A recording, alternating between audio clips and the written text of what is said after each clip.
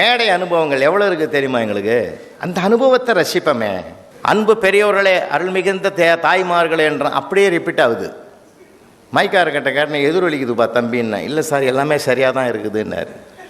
மறுபடியும் சொல்கிறேன், சங்க இலக்கியம் இடைக்கால இலக்கியம்னு அதே ரிப்பீட் ஆகுது. சங்க இலக்கியம் இடைக்கால இலக்கியம். தம்பி கொஞ்சம் டெஸ்ட் பண்ணுப்பான்னு. அவரும் டெஸ்ட் பண்ணி, இல்லை சார் ஒரு பிரச்சனை இல்லைன்னு. அப்புறம் நான் சொன்னேன், சங்க இலக்கியம் இடைக்கால இலக்கியம் தற்கால இலக்கியம் இவையெல்லாம் அறத்தை மையப்படுத்தித்தான் அன்பை போதித்து கொண்டிருக்கிறது. இவற்றையெல்லாம் நாம் படித்து மகிழ காலமாகும் என்பதனாலே சுருக்கமாக உங்களிடத்தில் உரையாற்ற விரும்புகிறேன் போது உம்மா நீட்டாக சொன்னால் நான் எப்படி திருப்பி சொல்கிறதுன்னு. அப்புறம் தான் பின்னாடி பார்க்குறேன், ஒரு ஆள் படுத்துக்கினே இதை சொல்லிங்கிறான் சார். அவன் எங்கே போயிருப்பான்றது உங்களுக்கு தெரியும் சார். உண்மை அனுபவித்து சொல்கிறேன்.